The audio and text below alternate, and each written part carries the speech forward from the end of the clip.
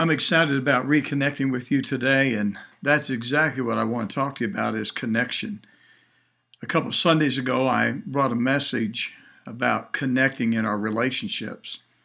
And what I'm finding across the board is husbands and wives and children and teenagers, and even in churches, in our relationships there and also on the job, I'm watching people that are disconnecting with one another, and I don't even know if they understand why they're disconnecting and why they don't have the right connection, but I do know that they know they're not connected. They know something's missing in their relationship, whether it's being their home or with their wife, with their husband, or with their children, or maybe with their boss. I don't know. Relationships are all about connection, and when we're not connected, we begin to discover that it's not fulfilling. And then when it's not fulfilling, we begin to seek out other adventures of relationships that would maybe end up being inappropriate and destroy our marriage. Or either we live in a home the rest of our life at the same address, but we don't really have a solid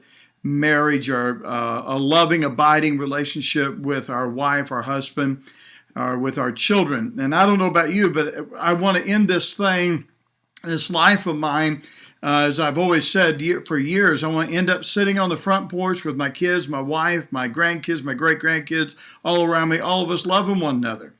But if we're going to do this, we got to learn how to connect.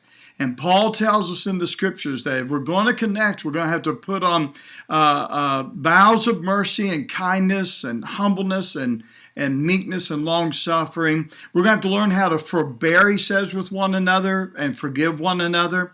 And if you have a quarrel with each other, he says, then forgive each other as Christ forgave you. And he tells you to put on some things. He tells you to put on charity and the bond of perfectness and let the peace of God rule in your hearts.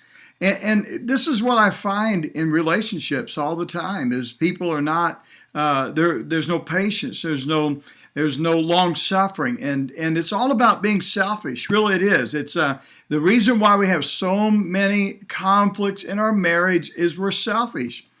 And this is why wives cannot submit to their husbands, or husbands don't love their wives, and they continually be bitter toward them. This is the reason why children are not obedient to their parents, or the servant is not obedient to the master, is because there's not a connection.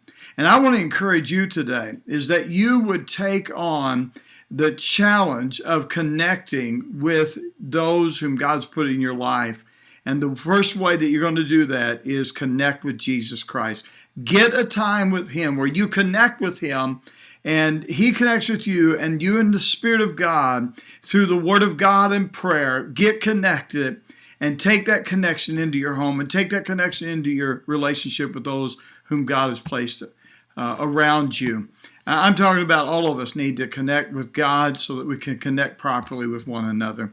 Hey, I encourage you in the Lord today, make a connection today with those whom God has put in your life. Don't live a life disconnected. It's miserable. It's miserable to live like that. Have a good week. Ponder this thought today, and I thank you for connecting with me today.